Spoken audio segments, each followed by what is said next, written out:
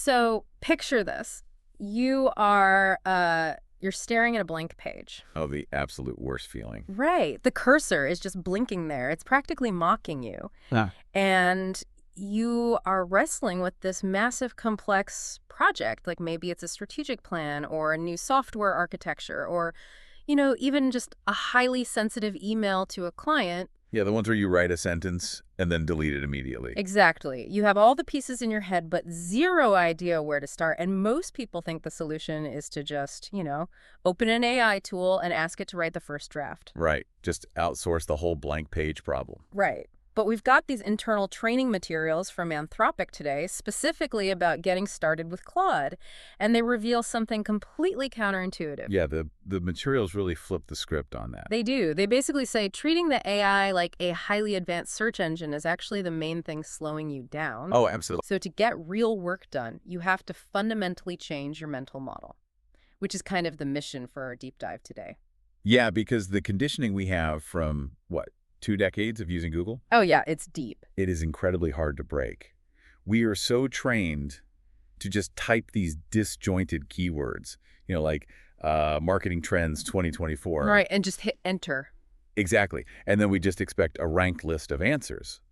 But when you apply that same behavior to a large language model, you're severely handicapping its capabilities. You're just scratching the surface. Yeah. Barely even that. Yeah. The text we're analyzing today, it establishes this completely different paradigm for how to approach this technology.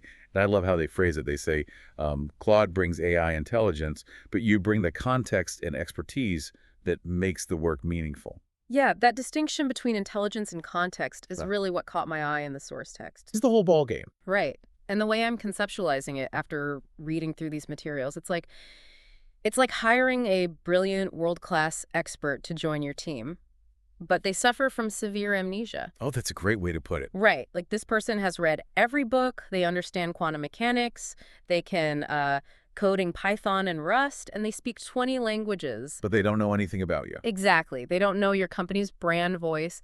They don't know the really tight deadline you are under. Right. They don't know that your CEO completely hates bullet points. They are a genius, but until you brief them on your specific reality, that vast intelligence it's completely untethered. Yeah, and because it's untethered, it defaults to the statistical mean. The statistical mean, what does that mean practically? Well, when an AI lacks your specific context, it just relies on the broadest, most average probability distributions from its training data. Ah, okay. So that is exactly why a lazy prompt generates that sort of bland Wikipedia-style response. Right, it reads like a high school essay. Exactly. It doesn't know who it is supposed to be, so it just tries to be everything to everyone. And overcoming that requires us to build a bridge, essentially, between its raw processing power and your specific daily tasks. Okay, so what does this all mean for us? Which brings us to the mechanics of how we actually talk to this amnesiac genius. Right, the actual execution. Yeah. The source materials lay out this really specific architecture for building an effective prompt, and they divide it into 3 core pillars. We are told to set the stage, define the task, and specify the rules. Yeah, let's break down the underlying logic of why those 3 pillars matter so much to a neural network. Okay, let's do it. So setting the stage is about assigning a persona or a role. Like saying, act like a marketing expert. Exactly. When you tell the AI you are a senior crisis communications manager, you aren't just playing make-believe. You are effectively restricting the model's high-dimensional space. Wait, high-dimensional space? Yeah, so you're telling it to ignore the billions of parameters related to, say, casual internet slang or academic science. Oh, I see. And instead, you're forcing it to focus its statistical weighting purely on professional, cautious corporate language. That makes so much sense. So setting the stage creates those boundaries. Yes. Then defining the task gives it the trajectory. And the materials really emphasize being incredibly specific with your action verbs here. Yes, the verbs are crucial. Right. So not just telling it, tell me about our competitors, but saying, analyze the pricing models of our top 3 competitors and identify vulnerabilities. Right, because the precision of that verb dictates the actual analytical framework the AI applies. Right. Like the word summarize triggers a completely different set of internal mechanisms than synthesize or critique. Wow, okay. Yeah. And then the final pillar, specifying rules. This seems to be where a lot of users drop the ball, right? Constantly. Yeah, because this is where you dictate constraints, the tone, the length, what to include, and crucially, what to exclude. Yeah, what not to do is almost as important as what to do. Right. And it makes sense. Constraints breed creativity, or at least they force the output into a usable format so you aren't just getting walls of text. Exactly. But these three pillars aren't just arbitrary tips that Anthropic came up with. The sources actually tie this directly to a formal academic framework. Yeah, they do. It's adapted from the 4D framework for AI fluency. The 4Ds. Right. This was developed through research by Professor Rick Dakin at Ringling College and Professor Joseph Feller at University College Cork. Okay. And they categorize the core competencies of working with AI into delegation, description, discernment, and diligence. I really want to spend some time on these because this feels like where the theoretical meets the practical. Definitely. So delegation is first, deciding what tasks to actually hand over. But how do you determine that? Because I find myself either trying to make the AI do my entire job, which always fails. Right. Disaster. Or I just ask it to fix my grammar, which completely underutilizes it. Yeah, the key to delegation is identifying tasks that are highly structured but time-intensive. Structured, but time-intensive. Like what? Like first drafts. Yeah. Or massive data synthesis. Or Yeah. reformatting content from one style to another. You don't delegate the final strategic decision. Okay, that's an important distinction. Right. You delegate the compilation of the data required to make that decision. You really have to decouple the execution of a task from the judgment applied to it. That perfectly tees up the second D, which is description. Right. This is essentially the three pillars we just discussed, right? Like how well you articulate the parameters of the task you just delegated. Exactly. It's the prompt engineering part. Okay, but the third D, discernment. This is where I find myself getting a little bit cynical. Oh, really? How so? Well, if I am collaborating with a machine that has basically read the entire internet, why am I the one who has to relentlessly double-check its work? Yeah. That's a fair question. Oh. It comes down to how the architecture actually functions. Okay. An AI doesn't know facts the way a traditional database does. It doesn't look up a file. It predicts the next most likely token based on patterns. Right, token prediction. So hallucinations where the AI confidently presents false information, they aren't glitches. They aren't. No, they are a fundamental feature of predictive text operating without a tether to absolute ground truth. Oh, wow. So it's just guessing really well. Exactly. Yeah. So discernment is your ability to recognize when the model's predictive logic has diverged from factual reality. You have to be the grounding mechanism.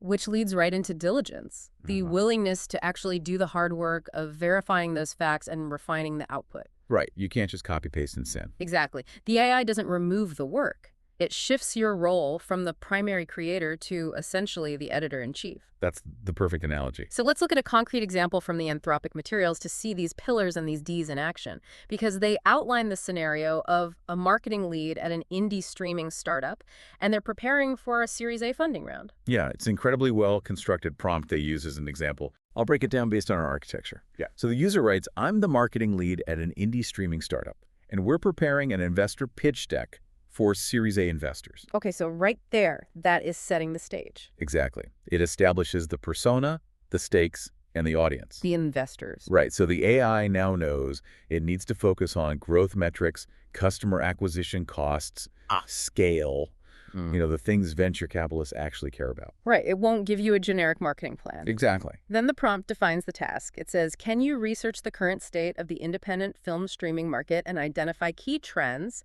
competitor positioning, and growth opportunities? Yeah, and look at the verbs. They're so clear. Research and identify. Right. And the targets are highly specific. Trends, positioning, opportunities. And finally, the rules. The user says, use current web research with citations and structure it as a professional report of up to 5 pages with an executive summary, market analysis, competitive landscape, and growth opportunities. Notice the constraints there. Yeah, very specific. Web research implies recent data, Right. not its old training data. And citations force a layer of accountability which aids in the user's discernment later. Oh, right, making it easier to double check. Exactly. And the structure is rigorously defined down to the actual section headers. I see the power of that prompt. It's incredibly thorough, but I have to play devil's advocate for a moment here. Go for it. Crafting a prompt that detailed, thinking through the personae, the action verbs, the constraints, That takes real cognitive effort. It does. It takes a lot of time. If I have to spend 10 minutes writing a highly structured, multi-paragraph brief just to ask a question, doesn't that defeat the entire purpose of using an AI as a shortcut? It feels that way, sure. Like I could have spent those 10 minutes just writing the executive summary myself. This is the most common trap new users fall into. Yeah. We can call it the false economy of the short prompt. The false economy. Okay, explain that. Let's play out the alternative. You want to save time, right? So you type a lazy 5-word prompt, write an indie streaming report. It takes you 5 seconds. But what happens next? The AI spits out a generic high school level essay about Netflix and Hulu. Right, completely missing the indie angle. And completely missing the investor focus. So then you have to type another prompt saying, no, make it about indie streaming. And it does. But now the tone is way too casual. So you prompt it again to make it professional. Oh, I've been there. Right. Then you realize it didn't include any actual market trends. Yeah. So you ask for those. And 45 minutes later, you are incredibly frustrated. You have a fragmented document, and you are cursing the technology. Right, because you're constantly correcting it. Exactly. All interactions with an AI begin with a prompt. And the combination of your prompt plus your context is the sole dictator of the response quality. So front-loading is everything. Yes. Spending 5 minutes front-loading your context yields a comprehensive, cited, 5-page document that would have taken a human researcher a week to compile. Wow, weak. The return on investment isn't in saving time on the prompt. It's in completely eliminating the heavy lifting of the execution phase. Okay, the time saved is on the back end. That makes total sense. But even the best written prompt has its limits if the AI doesn't have access to the right information, right? Very true. Like the prompt we just discussed asked for web research. But what if I already have the research? Right. What if the context I need to provide is locked in a 50-page legal contract or a massive, messy spreadsheet? The Anthropic materials get into this with file uploads. Yes, this is huge. And this seems to fundamentally change the AI from just a text generator into more of a data analyst. It completely expands the input bandwidth. Rather than trying to awkwardly summarize complex documents in your prompt, you just feed the raw data directly into the model's context window. Okay. Claude can actually parse the underlying structure of the files you upload. Right, and the supported formats they list cover most standard Office needs, Word docs, basic text, even image files like PNGs and JPEGs. But the ones that really stand out to me are PDFs and CSVs. Oh, yeah. Like, how is it actually processing something like a dense CSV file? If I upload a spreadsheet with 10,000 rows of sales data, it isn't looking at a grid the way I do in Excel, is it? No. Not at all. It translates that structured data into its own tokenized language. Tokenized language? Yeah, it maps the relationships between the columns and the rows mathematically. So when you ask it to identify, say, anomalies in Q3 sales within a massive CSV, Yeah. it isn't scrolling through numbers like a human. It is mathematically analyzing the statistical variance across the entire data set simultaneously. Oh, wow. Simultaneously. Yeah, it can spot a micro trend in regional sales data that a human analyst might literally take days to isolate. That is wild. And the visual capabilities are equally intriguing. The materials mention uploading an image of a complex flowchart and just asking Claude to explain the logic. Yes. Or uploading a photograph of a whiteboard brainstorm, with terrible handwriting and arrows everywhere, and having it digitize and organize those messy notes into a structured project plan. Or think about software developers. They can upload an entire block of broken code. Oh, really? Yeah, you don't even have to explain the bug. You just provide the environment details, the code itself, and the error message you got. And you ask the model to map the logic failure. That's incredible. But dealing with all these files leads to an organizational problem, doesn't it? What do you mean? Well, if I'm managing a 3-month marketing campaign, I don't want to re-upload the brand guidelines, the target demographics, and the Q1 analytics every single morning when I start a new chat. Oh, yeah, that would be awful. Right. The video transcript addresses this by introducing a feature they call projects. Yes, projects completely solve the problem of repetitive context loading. Okay, unpack that. Let's unpack this. So in a standard AI interface, Yeah. every new chat is a blank slate. Right, the amnesiac genius forgets everything again. Exactly. But a project functions as a persistent, dedicated context window. Persistent context. Yes, you upload your brand guidelines, your style guides, your foundational documents into the project's knowledge base just once. Just once. Okay. And you can also write custom instructions specific to that project. For instance, you could say always output responses in Markdown format and prioritize British English spelling. So any new chat you start inside that specific project automatically inherits all of that background knowledge. Exactly. It creates a digital war room where the AI is permanently briefed on the mission. That alone is a massive workflow optimization. It really is. But the feature that really made me pause, the one I actually need you to clarify, was something they call artifacts. Oh, artifacts are amazing. The transcript claims artifacts allow you to turn conversational ideas into shareable apps, tools, or content. And I'm really struggling to visualize this. Right? How does a text-based chat interface suddenly generate a functional app? Okay.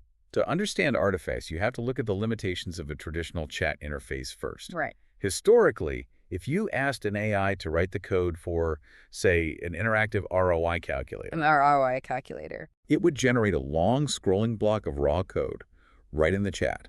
And to see if it even worked, you had to copy that code, paste it into an external code editor, compile it, and run it yourself. Right. It was a totally fragmented process. You are constantly switching context between the AI and your external tools. Exactly. Artifacts fundamentally alters that user interface. Oh, so. When Claude recognizes that it is generating something substantial, like a piece of software, a complex vector graphic, a formatted web page, or an interactive data visualization, Yeah. it doesn't just dump the text into the chat stream anymore. Yeah. It creates a dedicated sandboxed window right alongside the conversation. Wait, a sandboxed window? Yes, it essentially runs a secure virtual environment right there in your browser. Wait, really? So if it writes the code for a calculator, it actually renders the functional calculator in that side window? Exactly. You can click the buttons, test the math, interact with the UI right there. That isn't... And if the buttons are the wrong color, you just tell Claude in the chat, hey, make the calculate button blue, and the artifact updates in real time. Oh, wow. It bridges the gap between ideation and prototyping. You don't need to know how to deploy code. You just need to know how to direct the AI to refine the artifact. And once it's perfect. The source materials note you can publish and share that functional tool directly with your colleagues. That is a huge paradigm shift. It literally turns the AI from a consultant into a front-end developer sitting right next to you. Exactly. And speaking of breaking out of the chat window, the materials also highlight the search and tools menu, which feels like the solution to the classic problem of the AI's training data cutoff date. Yes, the knowledge cutoff is a major limitation for any LLM. Right, because if its training ended in 2023, it cannot help you analyze a stock market crash that happened this morning. Right, but the search integration changes that by utilizing a technique known broadly in the industry as retrieval augmented generation. Okay, retrieval augmented generation. Or AG, for short. Though we don't need to get bogged down in the acronyms. Yeah, the mechanism is what's important here. How does it work practically for the user? So when you toggle on web search, Claude actually pauses its natural text generation for a moment. Okay, it pauses. Yeah, and it formulates a series of search queries based on your prompt. Then it pings the live internet, reads the top results, extracts the relevant real-time data, and then it injects that fresh data directly into its context window before synthesizing an answer for you. So it's basically doing the Googling for you, reading the articles, and incorporating that into its brain. Exactly. It anchors the AI's intelligence to present-day reality. And the materials note you can connect it directly to your Google Drive as well. So it's not just searching the public web, it can search your internal company data. Yes. You can ask it to cross-reference the live market data it just found on the web with, say, the Q3 strategy document sitting in your private drive, and then synthesize a strategy adjustment based on both. The model goes from being a static encyclopedia to an active, real-time research assistant integrated directly into your corporate infrastructure. Okay, so let's say we've done all this. We've built the perfect prompt. We've uploaded our core data into a project. We've turned on web search. Right. You've done everything right. We hit enter. The AI processes for a few seconds, and the answer it gives is just completely off the mark. Yes. It happens. It misunderstood the tone, or it focused on the completely wrong variable. Because despite all this architecture, it is still a predictive model, right? Yeah. And it fails. What is the protocol for recovery when that happens? The training materials are remarkably candid about this. Hmm. They state outright that conversations with Claude are meant to be iterative. Iterative. You should never assume the first draft is the final product. But this is where a lot of users abandon ship, don't they? They see a bad output, assume the model is just incapable of the task, And they close the tab. Yeah, but the sources advocate for chaining bite-sized prompts together to steer the model. Chaining prompts. It's the discernment and diligence we talked about earlier. You were supposed to actively guide the corrections. The materials provide 3 distinct correction strategies for this. The first is simply asking follow-up questions to drill down. Right. Like if the output is too shallow, you probe deeper. You say, expand on the methodology section you just drafted and provide 2 historical examples. Yeah. And the second strategy is providing direct, corrective feedback. Right, treating it like an employee whose draft you are reviewing. Exactly. You say, the structure is good, but the tone is far too academic. Rewrite it to sound more conversational, like a blog post. And the third strategy is the hard redirect. Because sometimes the AI latches onto a really minor detail in your prompt and just goes down a complete rabbit hole. Oh, it loves a rabbit hole. Right, so you have to pull it back forcefully. You state, actually, my focus was on the European market, not the Asian market. Disregard the previous analysis and refocus purely on European data. But there is a hidden danger here that the materials address with a very specific pro tip. Oh, the context tree thing. Yes. Let's say the AI gives a terrible response because my initial prompt was slightly ambiguous. Okay. If I just type a new message at the bottom saying, no, fix this, I am now dragging that terrible hallucinated response into the ongoing context of the conversation. Right, you are polluting the context tree. Exactly. Every word in the chat history influences the statistical weighting of the next word generated.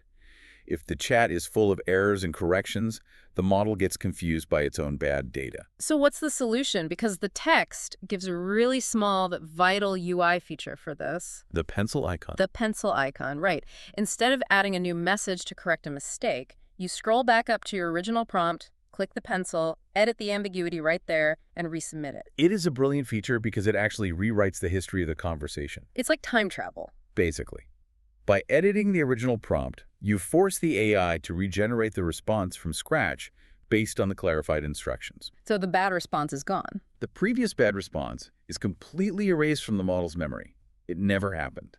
You maintain a clean context tree, which drastically improves the quality of all the subsequent outputs. Okay, iteration is crucial, but I have to admit, if I have to meticulously correct the AI's tone, formatting, and assumptions every single time I open a new chat, the friction is eventually going to outweigh the benefit. You get prompt fatigue. Exactly. Prompt fatigue. I will just go back to writing things myself. Anthropic anticipates that, which is why the materials introduce these deep personalization features designed to reduce your daily cognitive load. And the 2 primary mechanisms for this are memory and styles. Let's start with memory. Okay. The text says it automatically saves key context from your conversations to understand you better over time.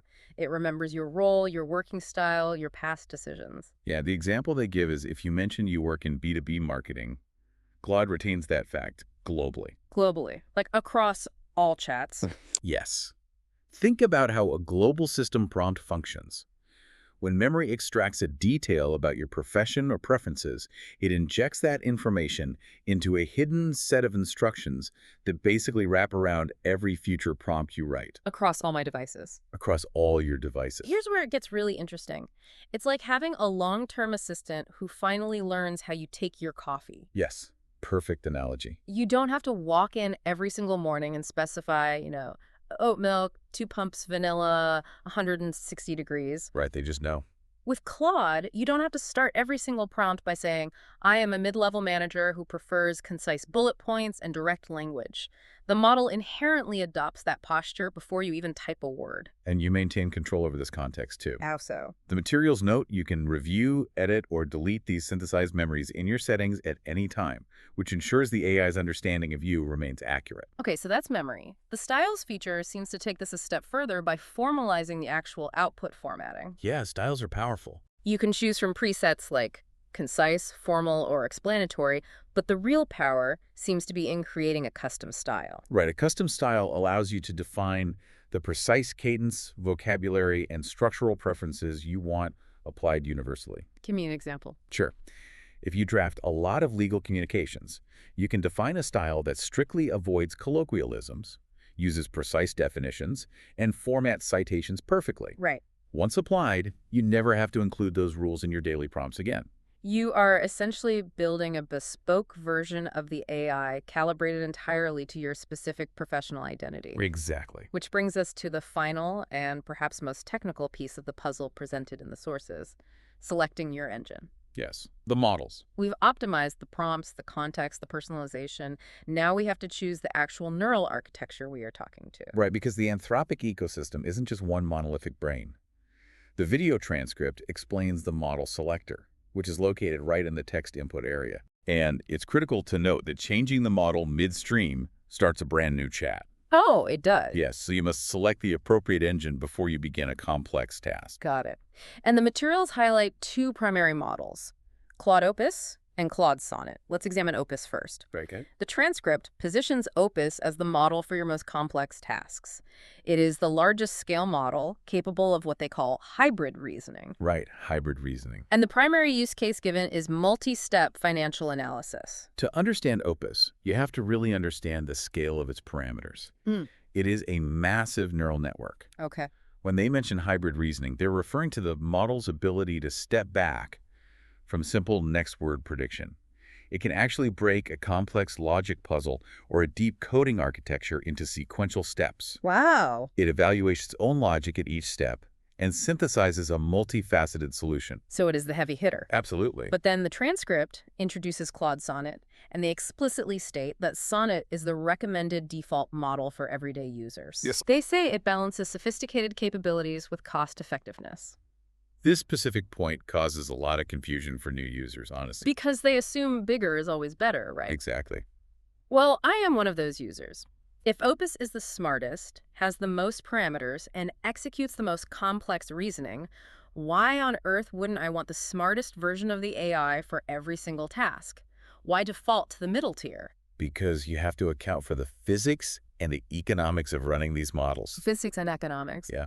Opus's massive architecture requires immense GPU compute power to process a single query. That leads to two constraints mentioned in the text: latency and cost effectiveness. Latency meaning speed. Right. Latency is the time it takes for the model to start generating text. Opus will always be slower to respond than Sonnet. Furthermore, using that much compute affects your usage limits on the platform. Ah, I see. Okay, so using Opus to brainstorm 5 quick ideas for an email subject line. Right. It's like firing up a supercomputer to calculate a 15% tip at a diner. Exactly. That is a perfect analogy. You are forcing massive, expensive computational architecture to do basic arithmetic. Right. It's a complete waste of resources, and it's actually slower than just doing it normally. Sonnet is designed to be the optimal sweet spot then. Yes. It possesses an incredibly high baseline of intelligence, way more than sufficient for drafting reports, analyzing standard data, or writing marketing copy. Okay. But because its parameter count is optimized, it generates tokens much faster and consumes far fewer resources. You use Sonnet for velocity. Okay, that makes perfect sense. Velocity. But when you do need that deep analytical power, they mention a feature called extended thinking mode. Yes. It sounds like it forces the model to spend more time pondering before it actually speaks. That's essentially it. It allocates more compute cycles to the hidden reasoning layers before generating the visible output. Okay, when would you use that? It's highly valuable for advanced mathematics or really intricate coding bugs. Though, as the text warns, it significantly increases latency. Right, you have to be willing to wait for the answer. Exactly. Which brings me to what I think is the most profound feature mentioned in these entire source materials.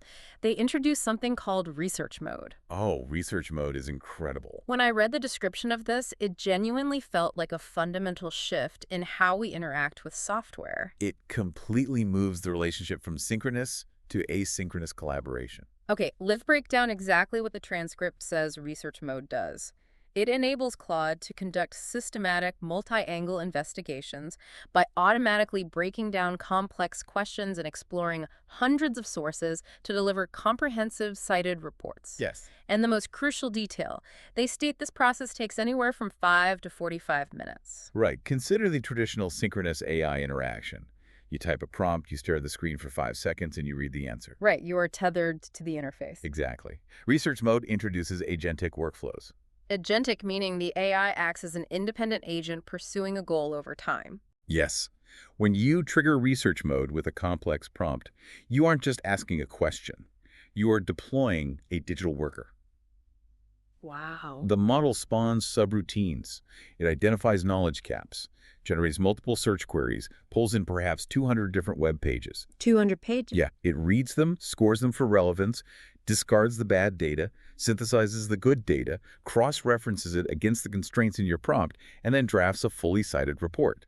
And while it is doing all of that for 45 minutes, the text explicitly notes Claude does the research for you while you focus on other high-value work. Exactly. You can literally deploy the AI to do the heavy lifting of data gathering, close your laptop, go to a strategic planning meeting, and come back to a finished cited synthesis. Right. You are literally multiplying your operational capacity. It is the ultimate realization of the delegation competency from the 4D framework we talked about. You delegate the exhaustive, time-consuming research to the machine, which preserves your own cognitive energy for the final discernment and strategic application of that research. We have covered a tremendous amount of ground in this deep dive, extracting the operational core from these anthropic training materials.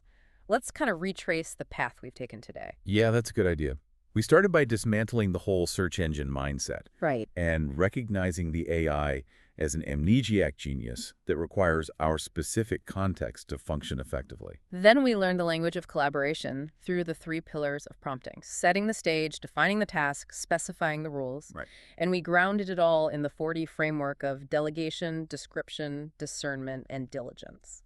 And then we explored how to supercharge that context by breaking out a pure text, uploading complex files, utilizing projects for persistent memory, and rendering functional tools with artifacts. The calculator thing still blows my mind. Yeah, it's wild.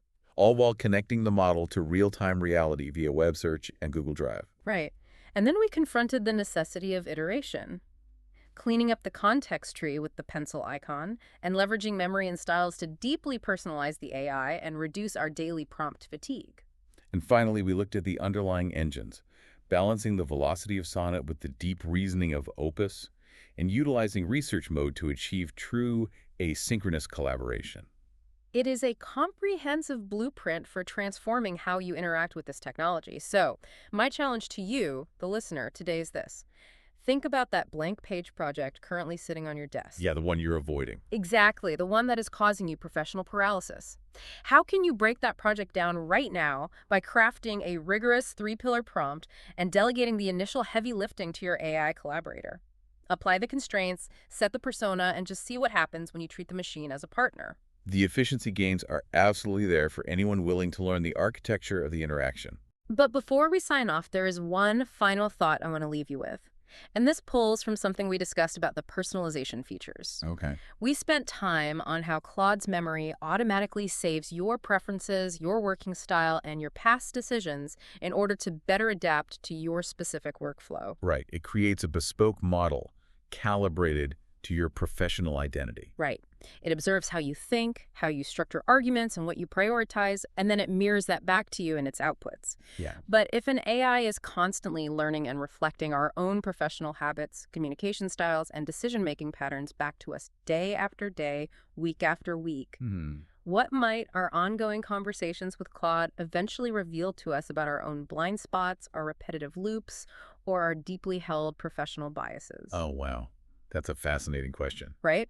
If it becomes the ultimate mirror of our working minds, we might learn just as much about ourselves as we do from the data it provides. Something to chew on the next time you log in. Thanks for diving deep with us.